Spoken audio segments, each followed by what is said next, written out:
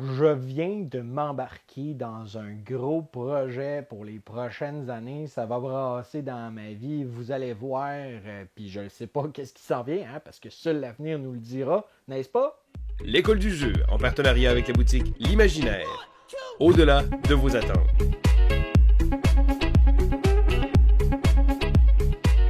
Bonjour mes grandes baleines bleues, c'est Vince de l'école du jeu. J'espère que vous allez bien et bienvenue dans mon coin de Vince du mois d'avril 2021.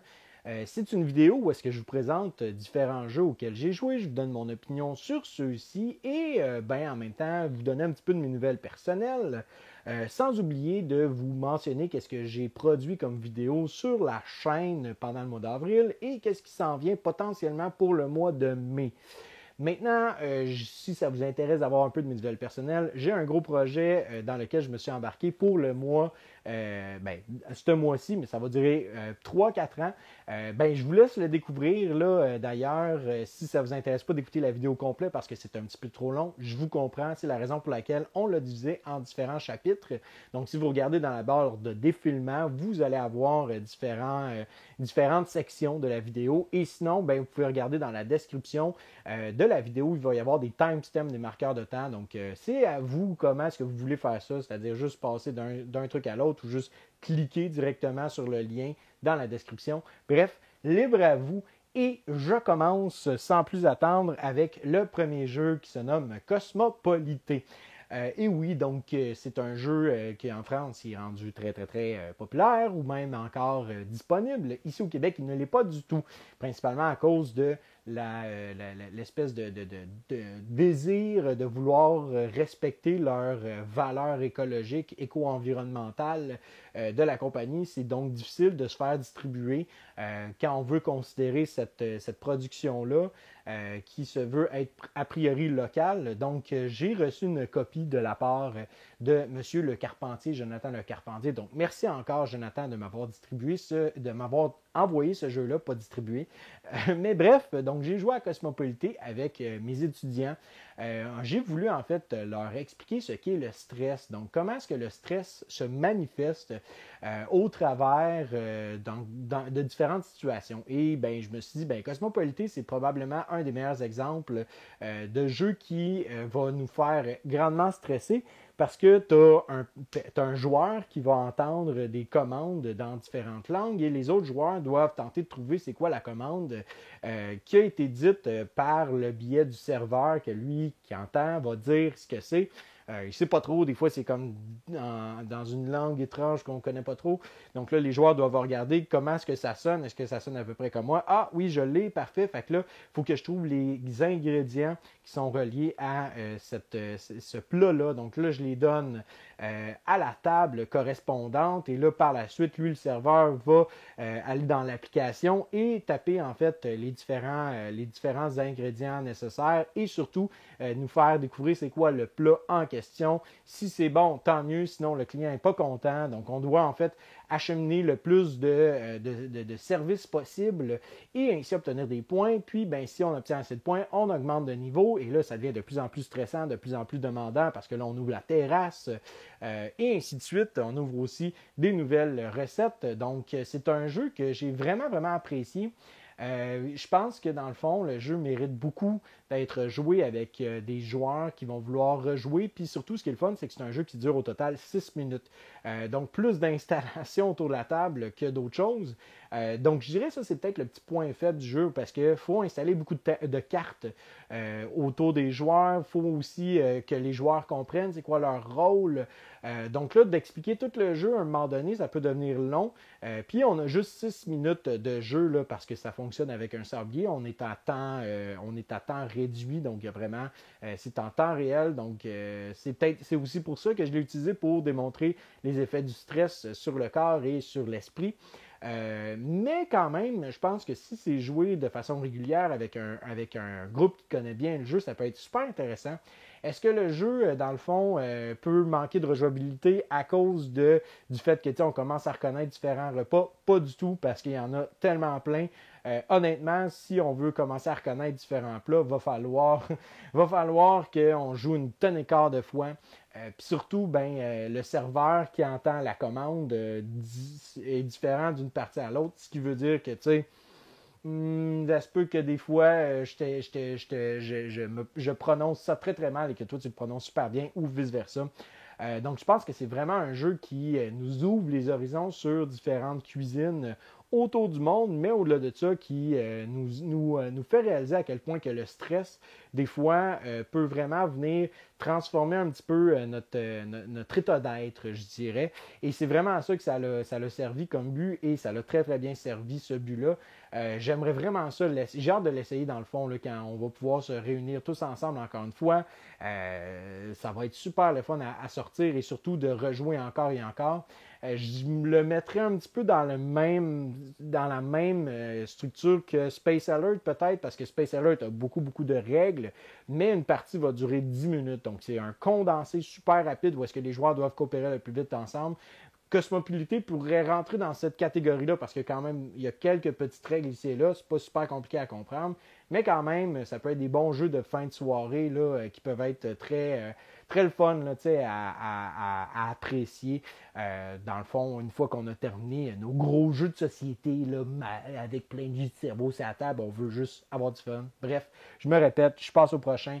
Brave Little Belgium. Donc, Brave Little Belgium est un jeu, dans le fond, de la compagnie Holland Spiele que j'ai présenté sur la chaîne. Brave Little Belgium nous plonge dans le cadre de la Première Guerre mondiale où les Allemands ont tenté de passer au travers la Belgique et historiquement parlant, ce qui s'est passé, et c'est très intéressant, je ne savais pas ça, l'Allemagne avait une méga grosse armée hyper puissante et puis les Belges, ils n'étaient pas beaucoup. Hein, donc il fallait qu'ils résistent à l'attaque des Allemands puis éviter que les Allemands puissent arriver en France ou de l'autre côté, dans le fond, vers l'Atlantique ou le Pacifique. L'Atlantique, oui, c'est l'Atlantique.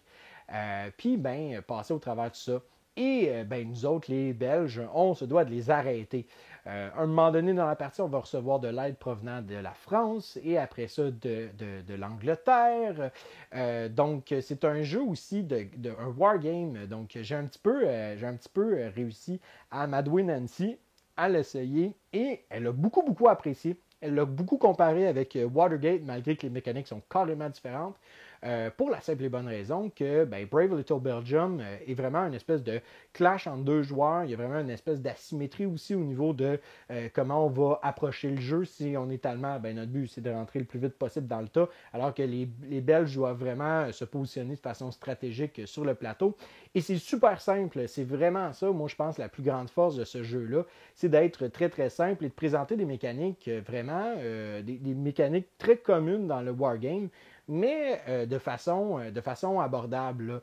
Donc, la mécanique principale, c'est dans le fond une espèce de pige au hasard de jetons qui va déterminer l'ordre de tour de jeu. Donc, on va piger, puis là, ça va nous déterminer, OK, on peut activer telle armée. Maintenant, ça se peut qu'on ait 3 fois les armées allemandes qui s'activent, versus ça se peut que ce soit 4 fois les différentes armées belges. Mais dans tout ce petit pot-là, il y a aussi 3 jetons de fin de tour. Donc, dès que le 3e jeton de fin de tour est sorti, ça conclut le tour, peu importe si on a joué ou non. Et l'Allemagne a une espèce de un petit bémol par rapport à ça, puisqu'il pourrait commettre ce qu'on appelle des atrocités. Donc, c'est vraiment, en fait, simplement une espèce de jauge que le joueur allemand va dire, moi, oui, le tour est complété, mais cette armée-là, c'est pas déplacée, je veux l'activer. Donc, on roule un dé. Et si c'est un 2 ou un 3, 1, 2, 3, pas de problème, 4, 5, 6, on commet une atrocité, on descend le petit jeton et rendu à 5 atrocités, l'Allemagne perd immédiatement parce que elle est terrible et elle n'a plus le support de la population. Et le principe, en fait, de combat est vraiment simple, super ingénieux. Dans le fond, on va juste avoir un certain nombre d'armées. Puis ces armées-là il y a certaines armées qui vont, par exemple, frapper sur du 4, 5, 6, d'autres sur du 5 ou du 6, et finalement d'autres sur seulement des 6. Et dépendamment du nombre d'armées que l'on a de ce type, on roule ce nombre de dés-là. Le nombre de résultats nous indique combien de touches que l'on fait à l'adversaire et Ben, tout simplement, l'adversaire doit en fait soit retirer une armée qui ne peut qu'avoir qu'un seul point de vie, ou qui ne peut avoir qu'une seule touche, ou tout simplement, elle tourne le petit jeton de l'autre côté. Donc, ça veut dire que l'armée peut être frappée 2 fois. Je vous épargne vraiment tous les détails là, par rapport à différentes structures, le but du jeu, là, mais en gros, les Allemands doivent passer au travers la Belgique et en même temps détruire des forts, versus les Belges doivent résister à un certain nombre de tours. C'est vraiment, vraiment intelligent. C'est vraiment bien fait. C'est super engageant aussi comme jeu. Chaque décision qu'on prend est vraiment basée sur une stratégie à court, moyen, long terme.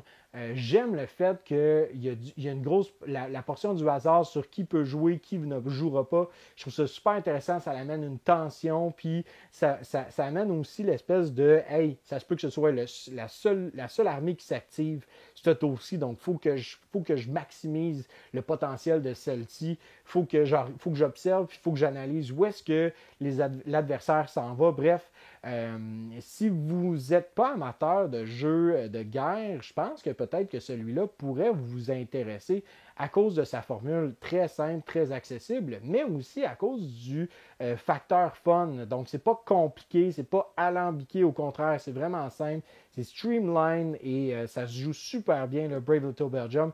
Aucun texte non plus, si ce n'est que de quelques petits mots-clés à retenir, mais autrement, un superbe jeu Brave Little Belgium. J'ai déjà hâte d'y rejouer, puis ben, la preuve que ça peut être joué par n'importe qui. Nancy a grandement apprécié, mais elle n'aime pas les wargames habituellement. Je t'ai eu, Nancy, t'as joué à un wargame sans t'en rendre compte.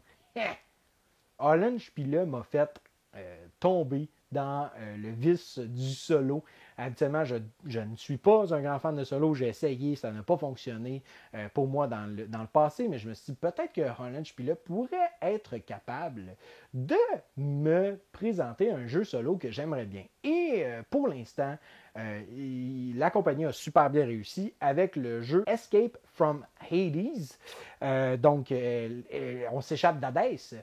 C'est un jeu, en fait, un genre de space opera, genre soap, bref, c'est vraiment un jeu super thématique où est-ce qu'on a, on a nous, hein, les humains, hein, et on doit essayer de rentrer sur le vaisseau des Nastians, donc Nasty, donc le vaisseau des méchants, et sauver la princesse Emily.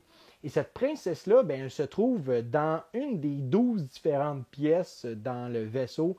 Donc au départ, on va en fait atterrir sur la coque du vaisseau et bien, par la suite, il va falloir en fait descendre dans le vaisseau à l'intérieur directement pour ensuite aller fouiller dans ces différentes pièces-là. Maintenant, ça se peut qu'on trouve d'autres alliés, ça se peut qu'on trouve des trésors vraiment de haute valeur pour les Nasty, ou encore trouver des gorgons, donc c'est-à-dire des ennemis qui veulent juste détruire le vaisseau, puis il faut les arrêter le plus vite possible parce que si eux autres ils détruisent le vaisseau, ben on perd.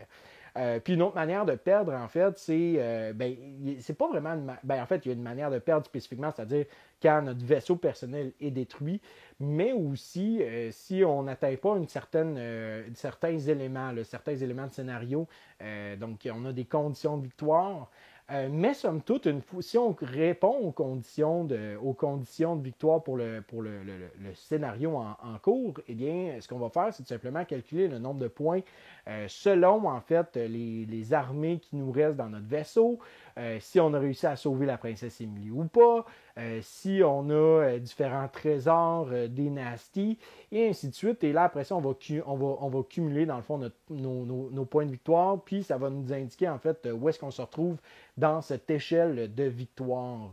Je dirais ma première partie s'est vraiment bien passée, mais c'est un jeu qui peut changer du tout pour le tout.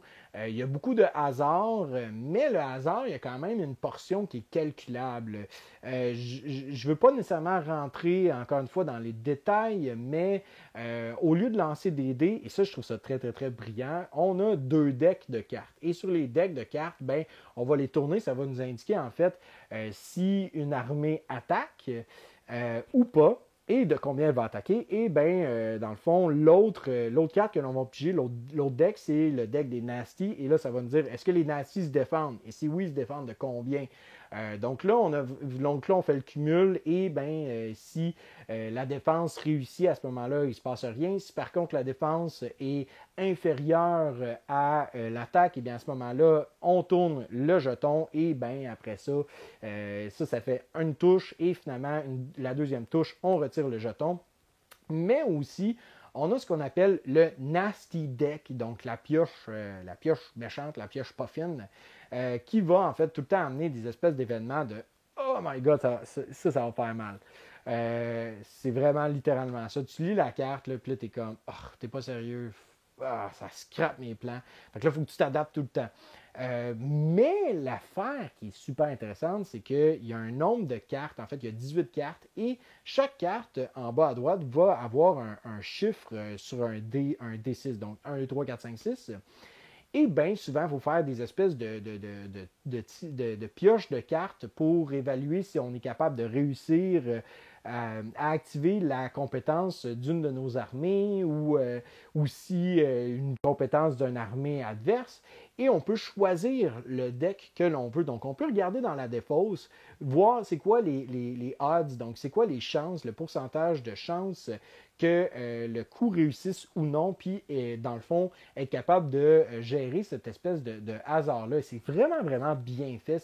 C'est très intelligent comme jeu, très thématique et on n'a pas l'impression de jouer à un wargame, puis pourtant ça a une structure exacte d'un wargame, mais on a vraiment l'impression de jouer un genre de jeu un peu à la Sauvons la princesse qui est sur un vaisseau spatial qui est rempli de méchants, puis là on va tirer les méchants, puis là s'en aller vite le plus vite possible avant que notre vaisseau soit détruit. Donc on a cette espèce d'ambiance-là, vraiment, là, comment je peux dire, space opera, là, super bien imprégné dans le jeu.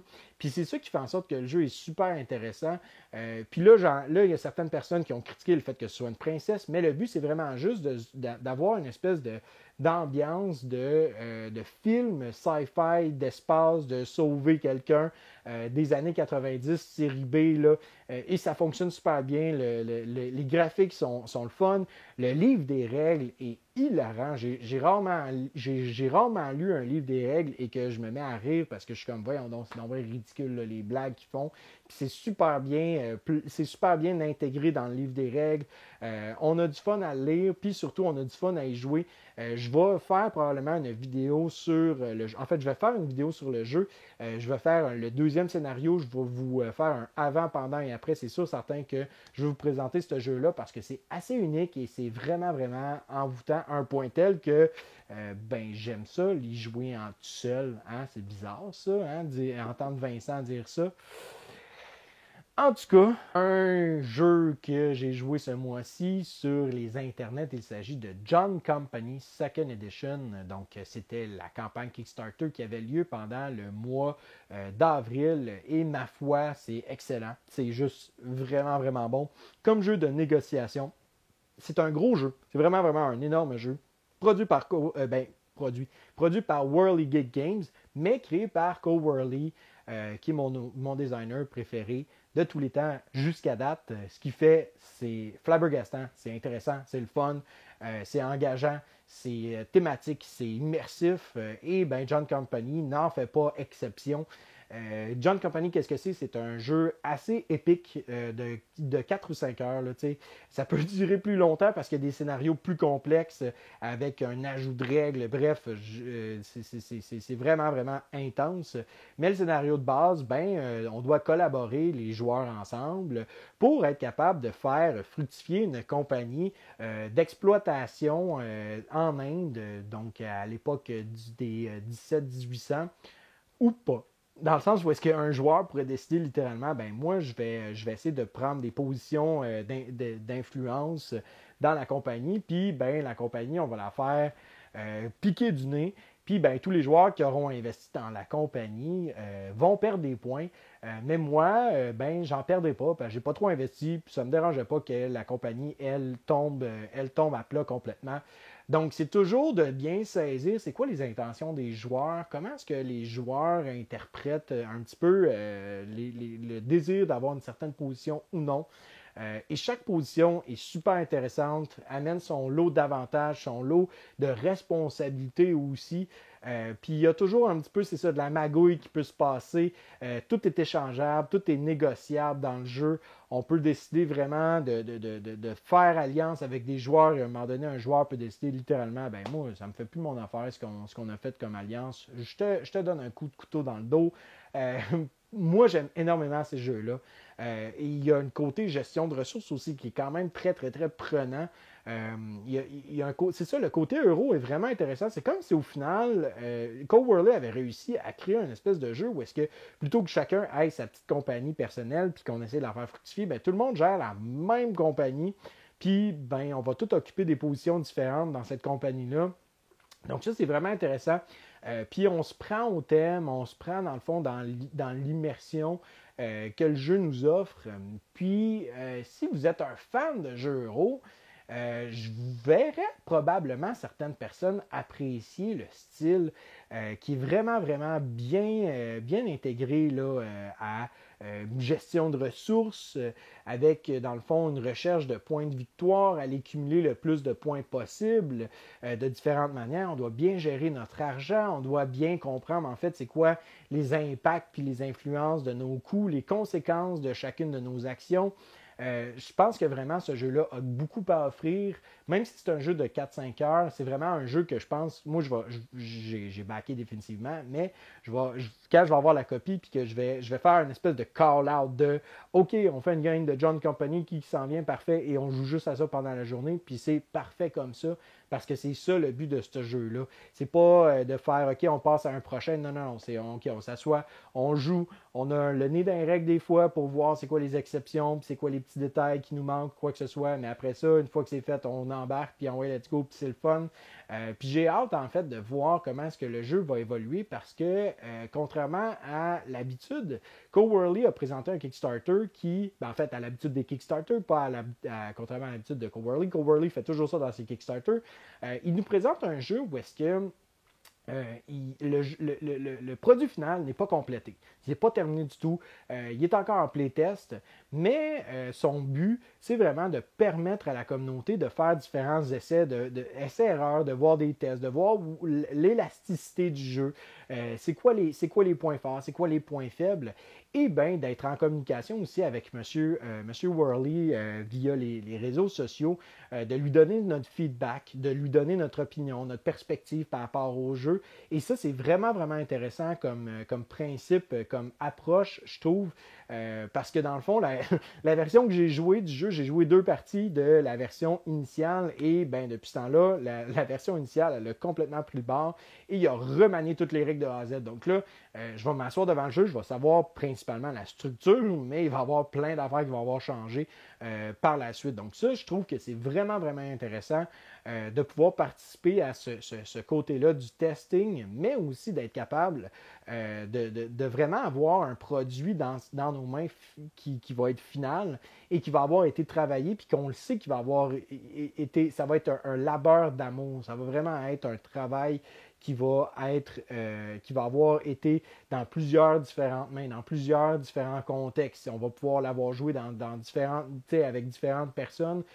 Puis l'auteur, ben, il va avoir fait un travail de génie au niveau de comment bien structurer le jeu, puis ainsi avoir un produit extraordinaire, de la mort qui tue. Donc j'ai vraiment hâte de pouvoir obtenir ma copie. Hein. Évidemment, ça va être dans quelques mois. Ceci étant dit, je pense que ce jeu-là pourrait être vraiment grandement apprécié pour différentes personnes, comme j'ai dit, qui aiment les jeux euro, mais aussi les jeux de négociation. Bref, allez voir ça si ça vous intéresse. Si la campagne est terminée, mais quand même, vous informer sur John Company Second Edition, je pense que c'est pas du temps perdu du tout.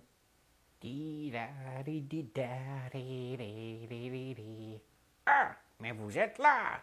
Eh oui, je suis Roger, le vagabond, et présentement, je joue à ce petit jeu de solo Escape from Hades. C'est si bon, que j'adore ce jeu. Mais je ne suis pas là pour vous parler du jeu, évidemment. Eh bien non, je suis de retour pour vous parler de notre Patreon. Alors, avant de commencer à vous parler de cela, laissez-moi vous parler des gens qui nous aident financièrement et qui méritent que l'on mentionne leur nom. Alors tout d'abord, merci à Martin Saint-Pierre, Vincent Mesureur, Martin Dupuis, créateur du projet Source. On construit un nouvel au-delà. Engine Building, ressources management mixé avec un aspect narratif. Amélie Lantier, David Favre, Sylvain Roy, Josiane Lauzon, Miguel Piette, Jessica Hébert, Marie Jolivet, Jonathan Le Carpentier, Brice Romillon, Marc Poudreau et finalement Robert Savard. Si cela vous intéresse, vous pourriez aider l'école du jeu grâce à un soutien financier mensuel. Et oui, le Patreon de l'école du jeu. Si vous voulez aller voir cela, eh bien, pourquoi pas vous diriger dans la description ci-bas. Il y a un lien pour la campagne Patreon. Autrement, si cela ne vous intéresse guère, eh bien, merci. J'ai des larmes tellement que je suis ému. Laissez-moi retourner à mon jeu, allez. Au revoir.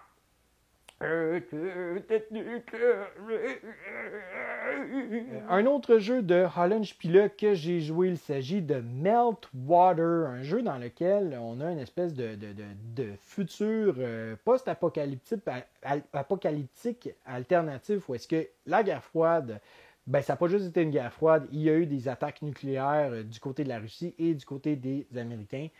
Et là, on se retrouve en fait en Antarctique. Et là, le but, en fait, c'est de survivre à l'adversaire, c'est-à-dire au lieu de s'entendre ensemble, non, on est encore en guerre, là, les Américains contre les Russes. Et dans le fond, tranquillement, il faut aller obtenir du territoire le plus possible, tout en faisant face à, dans le fond, de la radioactivité qui va tranquillement prendre de plus en plus de place sur le plateau. Déjà que le plateau est tout petit, bien là, il y a plusieurs espaces qui tranquillement vont commencer à être grugés par l'activité nucléaire. Et dès qu'un espace est en activité nucléaire, dès qu'il y a comme des traces de pas bon, de radioactivité, à ce moment-là, c'est fini, cet espace-là est mort, on ne peut plus y aller. Donc là, tranquillement, on a vraiment cette petite carte-là qui commence à...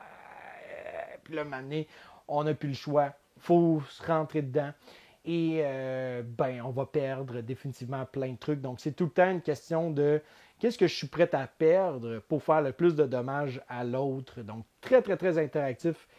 Ça fesse très, très fort.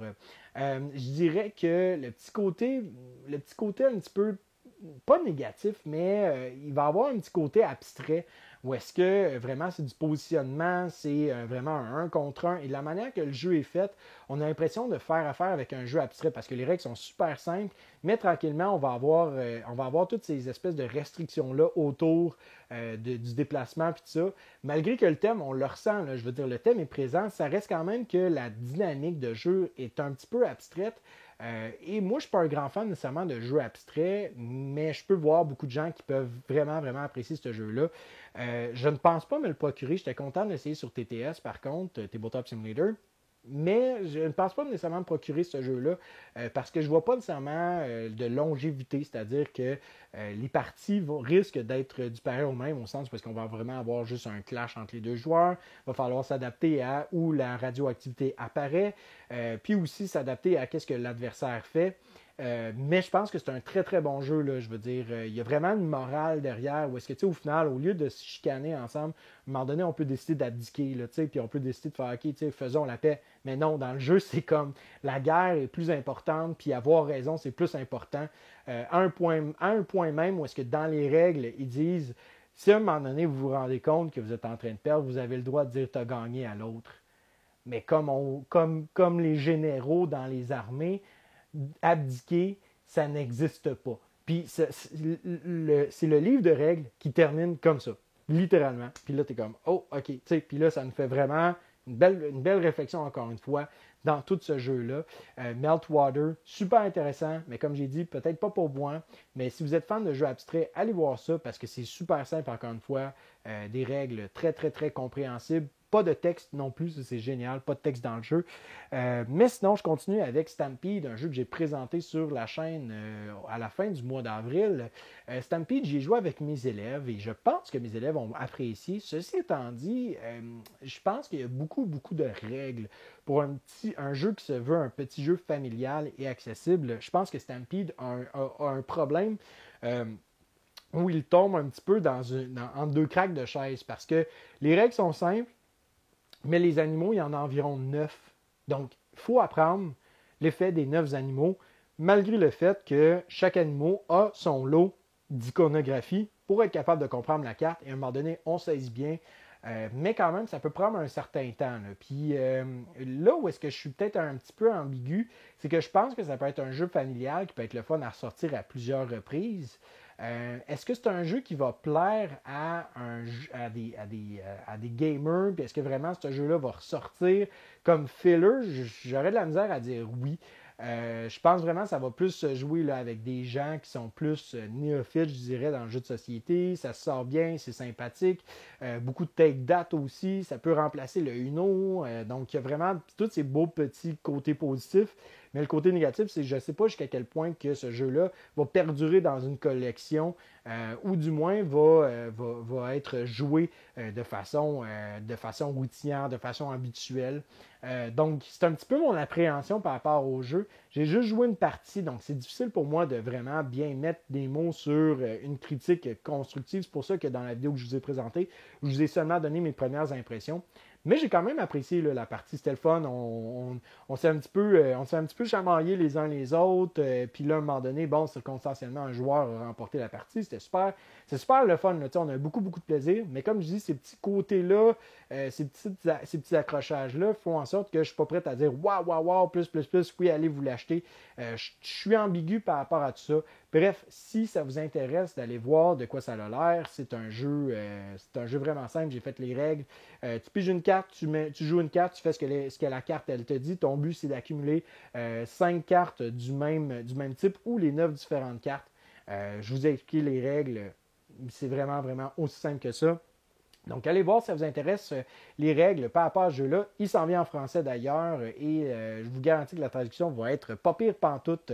Et probablement que le jeu va s'appeler Timbré, hein, parce que c'est ça, c'est Stampede, parce qu'on fait des collections de timbres. Ben là, c'est Timbré parce qu'on fait des collections de timbres. En tout cas, bref, vous verrez ce qu'il y en est. Et le dernier jeu que je vais vous présenter, c'est The Vote. Donc, The Vote, c'est un jeu de Madame Amabel Holland, encore une fois de Holland Spiele. Donc, ça a été pas mal un mois Holland Spiele, là, tu sais.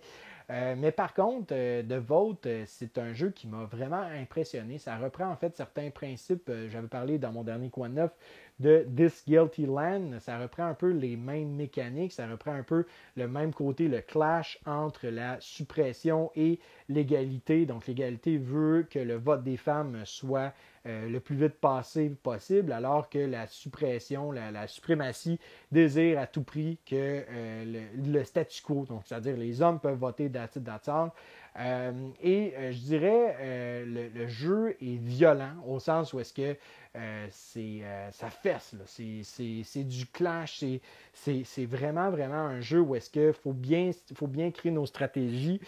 Mais au-delà de ça, c'est qu'une fois que une fois que le pouvoir est renversé, c'est-à-dire qu'on a l'égalité qui commence à avoir des avantages un peu plus sur le plateau, il faut que la suprématie se dépêche à faire ses 75 points parce que c'est le train est parti là, pour l'égalité. Là. Donc, l'égalité peut faire environ une douzaine de points là, très rapidement, alors que la suprématie va en faire beaucoup moins. Là. Donc, c'est une espèce de marathon qu'on veut aller le plus vite possible du côté de la suprématie, alors qu'on a une espèce de petite machine qui commence à rouler tranquillement, puis l'engrenage commence à partir, puis là, à un moment donné, ça commence à devenir un sprint. Ça, c'est vraiment intéressant, cette dynamique de jeu-là.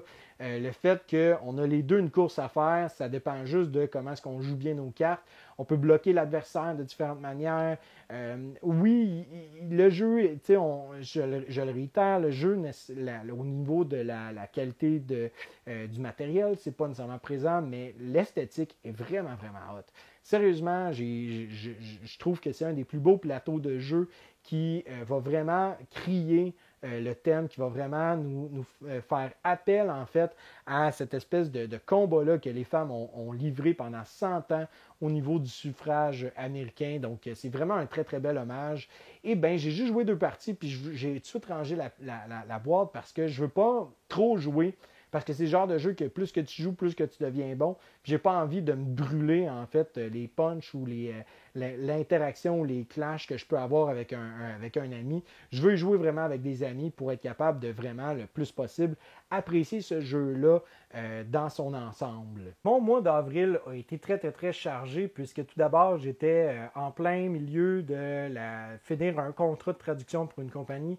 Elle veut son jeu en français. Ça s'en vient bientôt. Je ne peux pas vous en dire plus. Dès que je peux, je vais vous en parler. Mais sinon aussi, j'ai dans le fond fait dans toute la paperasse et les documents pour faire une demande d'admission à l'Université de Sherbrooke pour faire un projet de maîtrise et j'ai été accepté. Ça s'est fait très, très, très rapidement et je suis vraiment, vraiment fier de pouvoir dire que je vais pouvoir aller faire un projet de maîtrise. Et ce serait une recherche autour des impacts des réseaux sociaux et de la technologie moderne chez les adolescents autour de la sphère académique et sociale. Donc, mon but, ce serait vraiment d'évaluer c'est quoi les impacts de ces deux affaires-là, c'est-à-dire réseaux sociaux, technologie moderne, cellulaire, jeux vidéo, par exemple, etc., etc., sur, dans le fond, le parcours scolaire des élèves, mais aussi dans c'est quoi les impacts que ça a dans leurs relations interpersonnelles. Tout d'abord, je veux mixer ces deux-là parce que pour moi, l'école, c'est pas juste un endroit où est-ce qu'on apprend académiquement, c'est aussi un endroit où est-ce qu'on apprend des comportements socialement acceptables ou socialement inacceptables.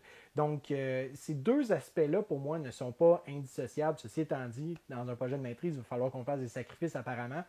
Mais quand même, je pense que c'est important de commencer à se poser ces questions-là, puisqu'on voit de plus en plus, en fait, une augmentation du taux de dépression, taux de suicide aussi chez les adolescents, chez les enfants de très, très, très bas âge. Puis ça commence à être un petit peu alarmant aussi de voir, en fait, de réaliser, quand on commence à étudier, là, de réaliser toutes les espèces de mécanismes un petit peu tendancieux puis pervers pour nous garder rivés à notre écran de téléphone cellulaire ou notre écran de télévision, peu importe, notre écran d'ordinateur.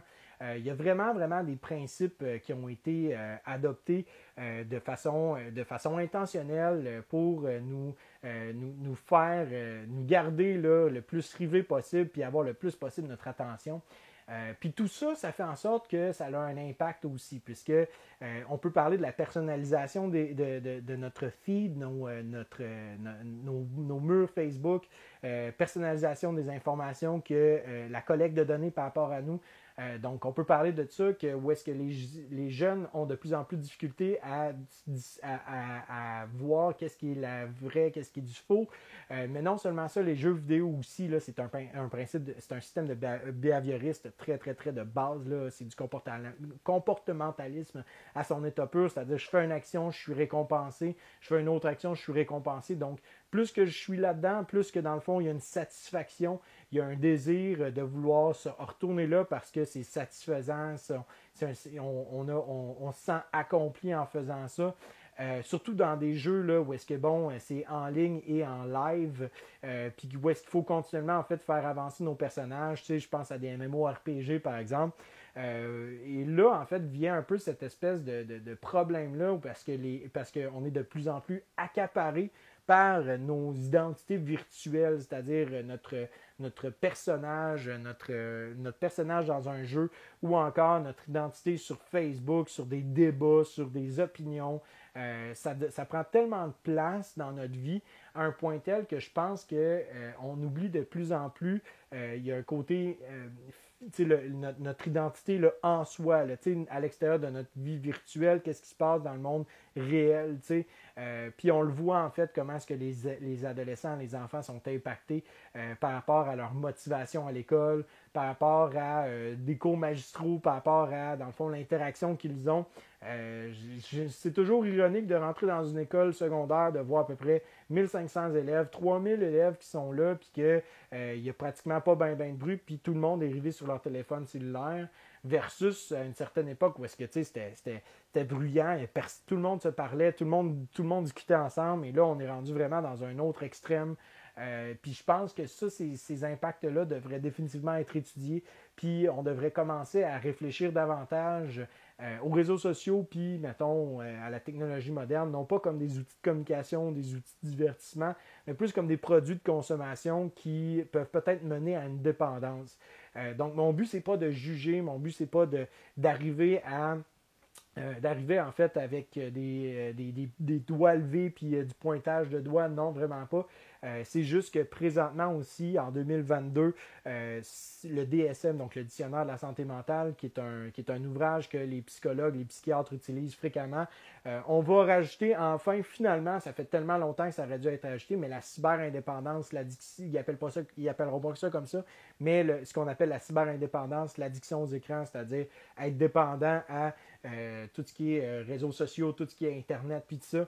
Donc, je suis content que ça arrive et il est temps qu'on commence à se pencher sur la question. Et c'est ce que je vais faire dans mon projet de maîtrise et j'ai très, très hâte de voir là, comment ça va se débouler. Je ne sais pas encore comment ça va se passer, la place que ça va prendre dans ma vie, mais chose certaine, c'est sûr certain que j'aimerais quand même continuer à faire des vidéos puis vous présenter mes différentes découvertes là, sans aucun doute puis sans faute, là, vous présenter, continuer avec l'école du jeu parce que j'aime beaucoup l'interaction que j'ai avec vous puis l'espèce de relation qui se crée. Un peu ironique, le gars qui va étudier pour les impacts des réseaux sociaux, puis le gars, il produit full de vidéos. Enfin bref, on ne parlera pas de ça ici.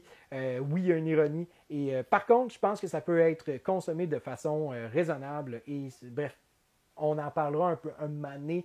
On prendra un café ensemble.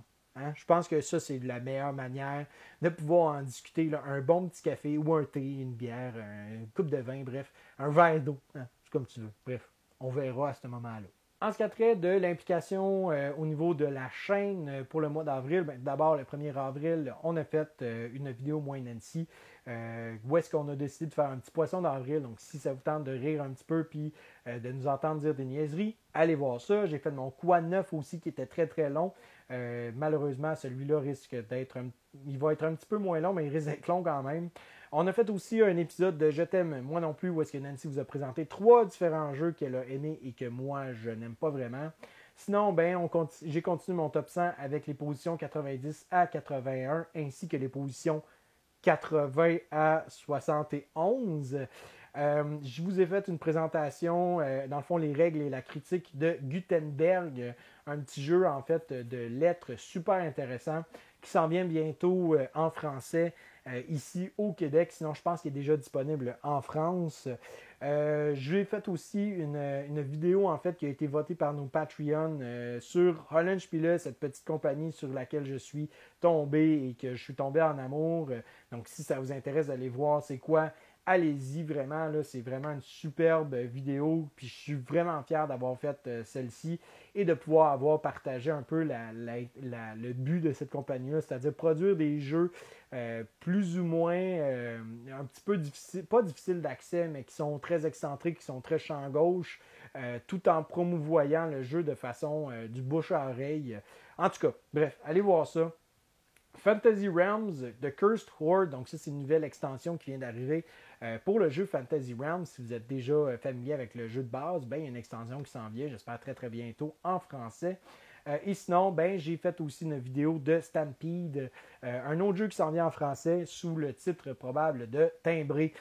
Donc c'est pas mal ce qui fait le tour de ce que j'ai fait pour le mois d'avril sur la chaîne. Maintenant, pour ce qui est du mois de mai, tout d'abord, il y a certaines vidéos qu'on n'a pas encore publiées, là, faute de temps, circonstances de la vie, etc., etc. Premièrement, je vais continuer mon top 100, donc probablement faire 2 vidéos en lien avec celui-ci. Ensuite de ça, il y a une critique, dans le fond, Double Trouble qu'on appelle, où est-ce que moi et Sylvain, on veut vous parler de Super Skills for Pinball 4Arcade. C'est un jeu de Jeff Engelstein qu'on a très très hâte de jaser, moi et Sylvain. Il faut juste se trouver un moment. Puis là, pour l'instant, c'est très difficile au niveau des circonstances actuelles. Sinon, il y a aussi une vidéo que je voulais faire puis que j'ai pas eu le temps malheureusement, qui est une critique de la campagne de Dungeons and Dragons, Dungeon of the Mad Mage. Donc, moi et Nancy, on va pouvoir vous en parler davantage. ben j'ai encore envie de vous partager certains jeux de la compagnie Holland Spiele. Dinosaur Table Battles, qui est vraiment un gros coup de cœur pour moi jusqu'à date. Sinon, faire une vidéo avant, pendant et après de Escape from Hades. Donc, tout ce beau stock-là, en fait, c'est des choses sur lesquelles je suis en train de méditer. Et sinon, il y en a d'autres, là, je regarde un petit peu, là, peut-être une vidéo sur Targi, par exemple, une présentation de 13 jours, qui sait, ou encore Inflexible Normandie, qui vient tout juste de sortir chez Nuts Publishing, ça fait un petit bout, là, mais en tout cas, vous comprenez ce que je veux dire, et aussi 300, qui est un autre petit jeu là, de duel là, qui a l'air super intéressant. Bref, est-ce qu'il y a quelque chose, vous, là-dedans, qui vous intéresse, que vous auriez envie que je couvre? Si oui, dites-moi-le dans les commentaires. Ayez pas peur de me laisser aussi un commentaire sur différents jeux que j'ai joués, sur des choses que j'ai dites. Si vous êtes en désaccord, expliquez-moi-le de façon respectueuse et polie, puis on va avoir une belle discussion. Sinon, laissez un petit pouce vers le haut si vous avez grandement apprécié. Merci beaucoup à vous de m'avoir écouté. Merci beaucoup à nos partenaires, à nos Patreons. Mais merci juste simplement là, de pouvoir de pouvoir me donner du temps, de pouvoir écouter nos vidéos, puis surtout de vivre cette petite communauté-là qu'on est en train de créer autour de l'école du jeu. C'est super le fun. On reste disponible pour vous si vous avez des questions quelconques. Alors, merci beaucoup de m'avoir écouté. Et mon nom est Vincent. Puis je vous souhaite à vous et vos amis un bon jouage. 1, 2